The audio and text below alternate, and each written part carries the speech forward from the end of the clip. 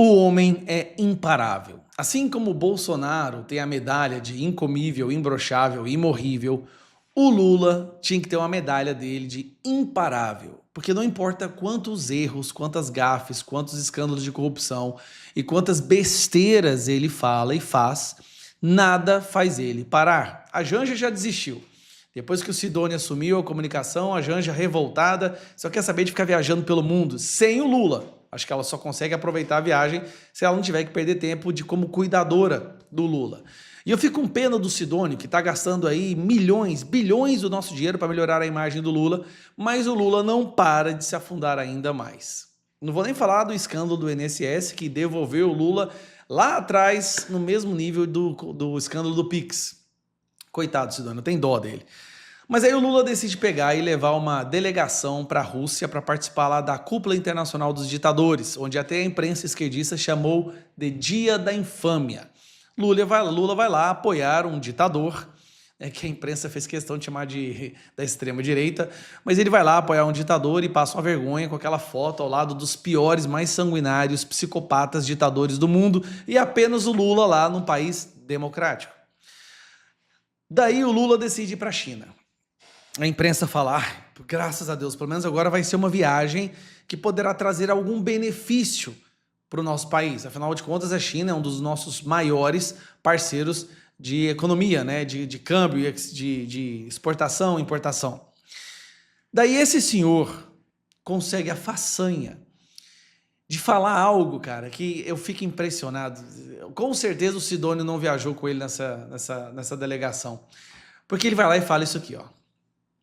Lula compara sua eleição à Revolução Comunista da China. O presidente Luiz Inácio Lula da Silva comparou suas vitórias eleitorais com a Revolução Comunista Chinesa de 1949.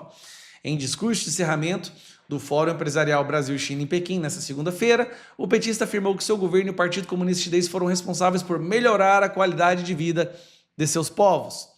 É a única razão que eu acredito que valeu a pena a Revolução Chinesa de 1949.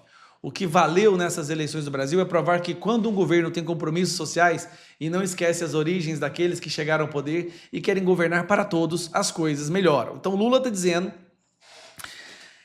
e comparando o governo dele, a eleição dele com a Revolução Chinesa, dizendo que isso melhorou a vida da população. Aí você vai lá e pergunta para a inteligência artificial fazer uma busca na internet sobre a Revolução Chinesa. E aqui está a resposta da Revolução Chinesa.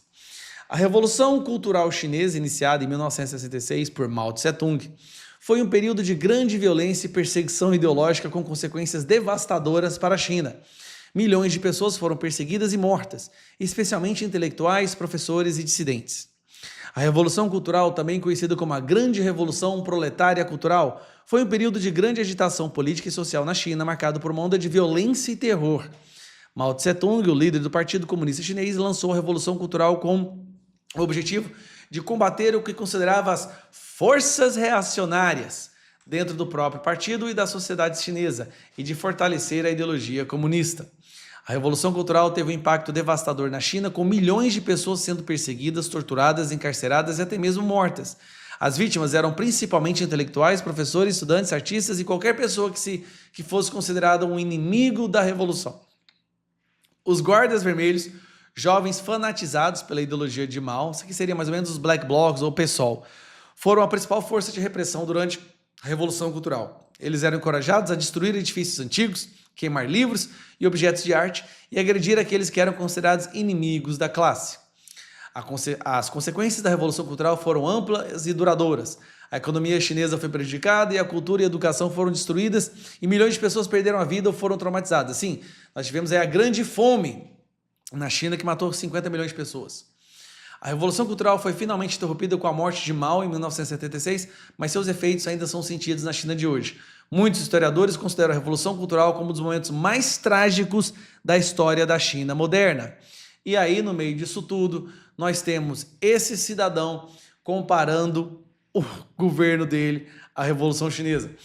É a mesma coisa dele comparar a eleição dele com a ascensão de Hitler na Alemanha nazista. O estrago, o mal, o prejuízo, a maldade, a violência, o terror, é a mesma coisa. mas a imprensa fala como se fosse uma coisa boa. Lula se compara o seu governo à revolução mais assassina, sanguinária, genocida da história mundial. Ele é imparável. Nada segura esse cara. Esses dias para trás ele estava falando aquela mulherzinha do FMI, dizendo para aquela senhora que pessoas acima de 40 anos não têm mais vergonha, para outra mulher que tem que parar de ter filho. Meu Deus, desse jeito o Lula não precisa de oposição. Volto a dizer, Deus escreve certo por linhas tortas. Esse mandato do Lula vai ser uma lição que vai traumatizar o Brasil de tal forma que não vai ter mais esquerda e petista chegando em cargo de poder nunca mais.